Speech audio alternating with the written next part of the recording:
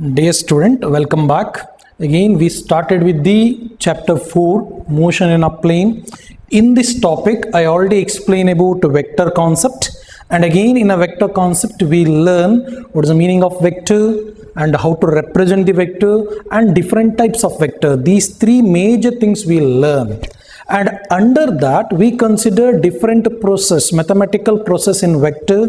We consider addition of vector, subtraction of vector, or multiplying any two vector, and under that we consider resolution of two vector, and in that we consider horizontal component as well as vertical component. Again, we started with the next important thing is called triangle law and parallelogram law of vector addition, under addition of two vector. In that, by using parallelogram law of vector addition, we got expression for resultant of two vector. In between two vector, angle swept is equal to theta. These things we learn. Before starting today's concept, in case of motion in a plane, just briefly come across whatever things we learn and keep one point clearly in your mind. In a vector, we consider major types of vector. I explained the different major 6 to 7 types of vectors. In that, mainly we consider two important terms. One is called zero vector and the one is called unit vector. Again, under all those concepts, we consider expression for resultant of two vector by consider parallelogram law of vector addition. Dear student, in a concept like motion in a plane, you have to think about representation of displacement. Again, to represent the displacement, we consider position vector like this. If I consider a position of one particle, I taken as R1.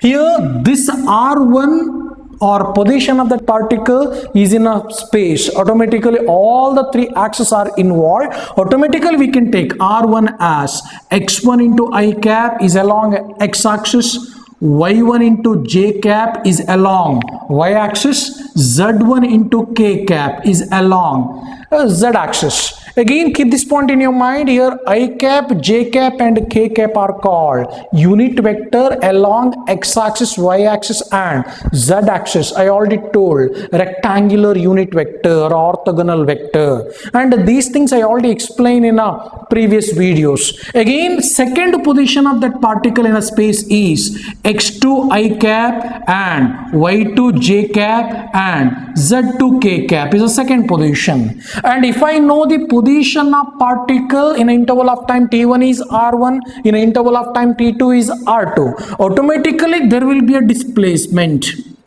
And the displacement vector denoted as delta r. The delta r we can take it like r2 vector minus r1 vector. If I consider these two are the position vector, automatically displacement vector delta r vector is equal to, you have to take x2 I cap plus y2 j cap plus z2 k cap is a value for r2 or position of a particle in an interval of time t2, minus here we consider x1 I cap, y1 j cap and z1 k cap, z1 k cap. Can again keep this point in your mind. This one is a position r1 in an interval of time t1.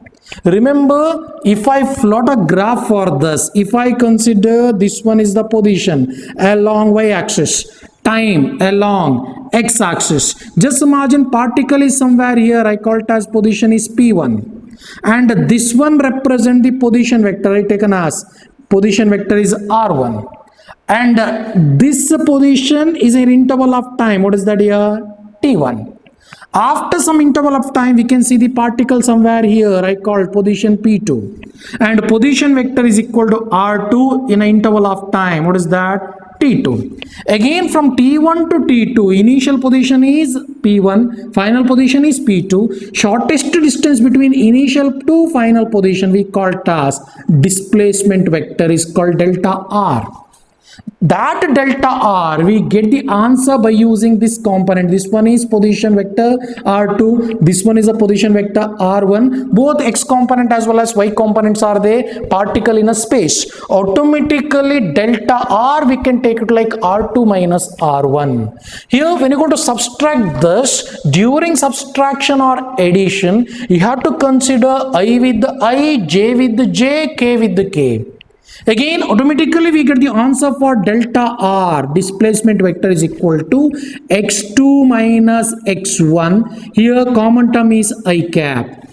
x2 minus x1 common term is I cap plus y2 minus y1 common term is j cap. y2 minus y1 common term is j cap plus z2 minus z1. z2 minus z1 common term is k cap.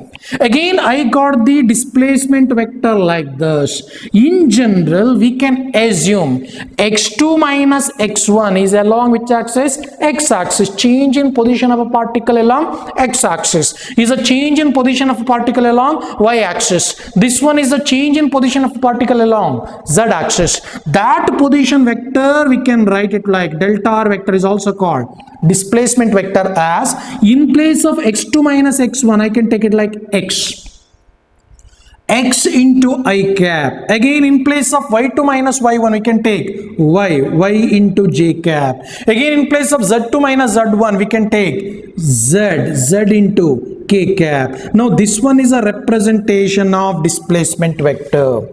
Dear student, once you get the displacement, again we can easily get the answer for velocity vector also. Dear student, you already know about that. Velocity is nothing but delta r vector divided by delta t, or you can take delta r divided by t time.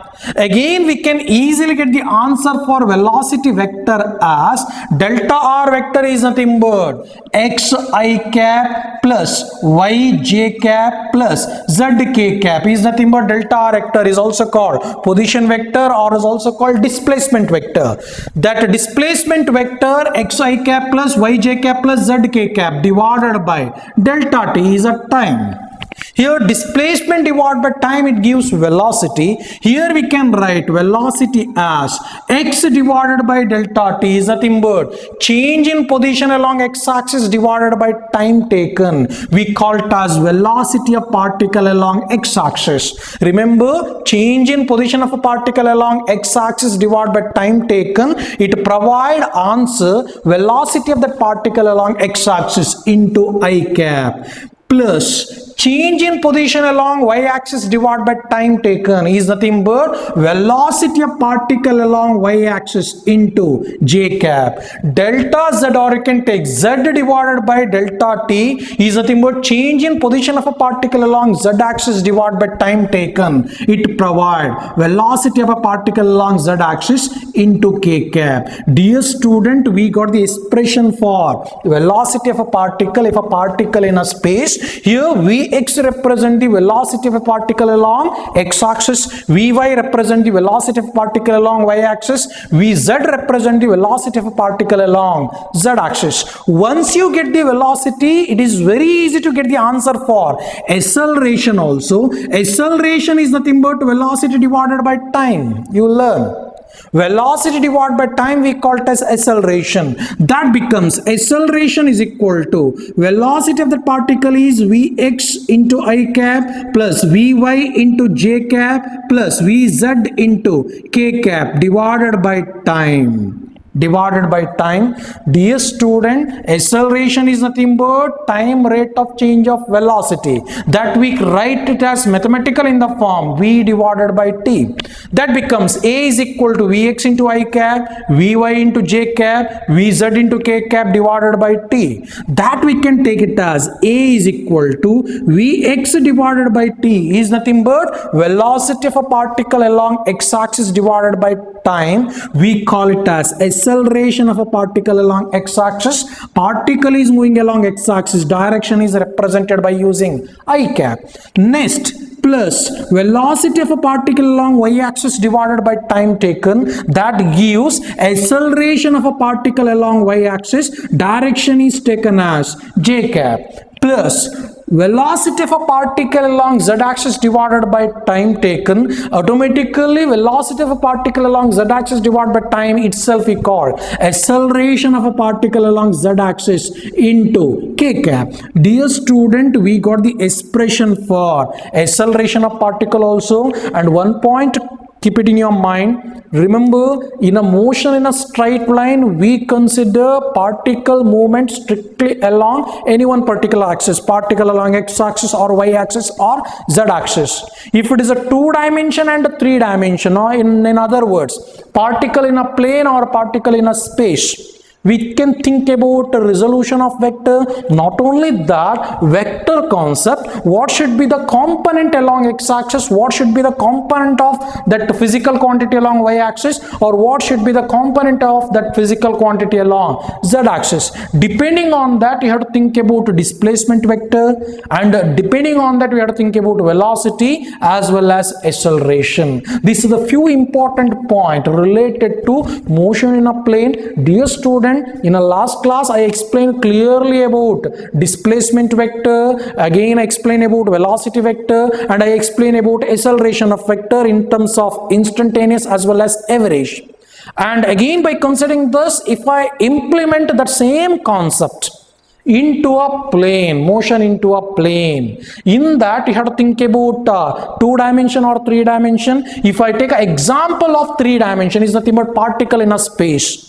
I provide the equation for displacement in a 3-dimension. I provide equation for velocity in a 3-dimension. I provide expression for acceleration in a 3-dimension. These are the few important area comes under motion in a plane. Is that clear? Right. Dear students, next important thing is nothing but analytical method. Analytical method during addition of vector, addition of two vectors. I will explain this, and after explaining this I will provide certain numerical to work out. Then you get a clear idea what is the analytical method during addition of two vectors or more than two vectors. It may be any number of vector we can add by using this analytical method that we discussed now. Dear student, if I consider any one vector, I call it as vector A, is taken as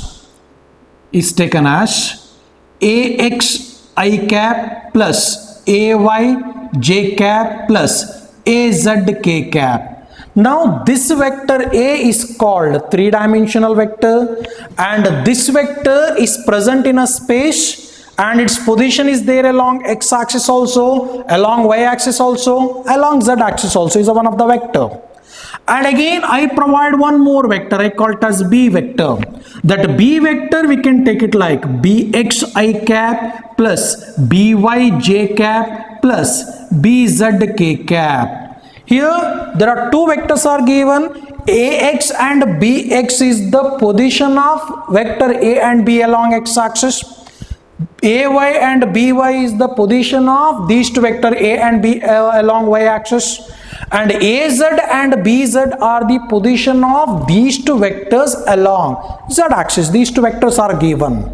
In case of adding two vectors, if I consider vector A and vector B, these two are get added. And it may be a triangle law, it may be a parallelogram law, that method you learn.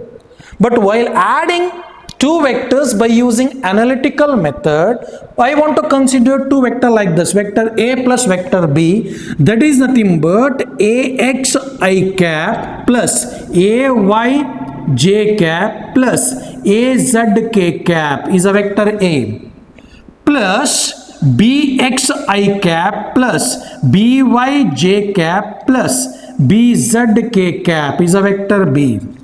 When you are going to add these two vector, while adding any two vector under analytical method, in that addition is possible only with I with I. Only I with I, j with j and k with k. Again I get the answer for A vector plus B vector is equal to, I want to add vector A with vector B is nothing but x component with x component you have to add, y component with y component is you have to add, z component with z component you have to add. Other than x with x, y with y and z with z, it is not valid or not applicable. ಅರ್ಥ ಆಯ್ತಾ? X ಮತ್ತಿಗೆ X ಅನ್ನು ಮಾತ್ರ add ಮಾಡಬೇಕಾಗತ್ತೆ, Y ಜೊತೆ Y ಅನ್ನು ಮಾತ್ರ add ಮಾಡೋಕ್ಕಾಗತ್ತೆ, Z ಜೊತೆ ಝಡ್ ಅನ್ನು ಮಾತ್ರ ಆ್ಯಡ್ ಮಾಡೋಕ್ಕಾಗತ್ತೆ. ಎಕ್ಸ್ ಜೊತೆ we can't add Y because one is along x axis, another one is along y axis. Again y jote I can't add z, or x jote I can't add z. That's why during analytical treatment for a vector addition, we have to add only I with I is nothing but x component with x component. J with j is nothing but y component with y component, and z with z is nothing but k component with k component, or z component with z component. If you want to consider that method, again we have to add x with x. It becomes ax plus bx I cap plus ay plus by j cap plus az plus bz k cap. Now this one is the method, this one is a method we call as analytical method during addition of any two vector. Dear student, if anyone provide a equation like this, vector A is equal to 3i cap minus j cap plus 4k cap is a one vector. Another vector like this, vector B is equal to 2i cap plus 3j cap minus 2k cap. These two vectors are given. I want to get the answer is nothing but vector A plus vector B. We have to add these two vectors. Dear student, during addition I clearly said we have to add I component with I component, j component with j component, k component with the k component. Other than those component is not possible. Again, answer for A vector plus B vector becomes, we have to add x component with the x component, 3 plus 2, answer becomes 5i cap. 3 plus 2, answer becomes 5i cap. Second, j component with the j component is nothing but minus 1 plus 3, minus 1 plus 3, it becomes plus 2 j cap. Again, z component with z component, plus 4 minus 2, answer becomes plus 2 k cap. This is the answer for vector A plus vector B. That itself we call as analytical method during addition of any two vector. If they provide any number of vector, we have to add x component with x component, y component with y component, z component with z component. Andre I ಅನ್ನ I ಜೊತೆನೆ add ಮಾಡಬೇಕು, j ಅನ್ನ j ಜೊತೆನೆ add ಮಾಡಬೇಕು, k ಅನ್ನ k ಜೊತೆನೆ add ಮಾಡಬೇಕು. You will get the answer. That itself we call it as analytical method during addition of any two vectors. Is that clear? Right. Dear student, we start projectile motion concept in the next video. In the next video we start with the projectile motion. Under projectile motion we'll discuss in detail about what should be the maximum height, range and other things, and along with that we'll discuss centripetal acceleration that we discuss in next class. Thank you.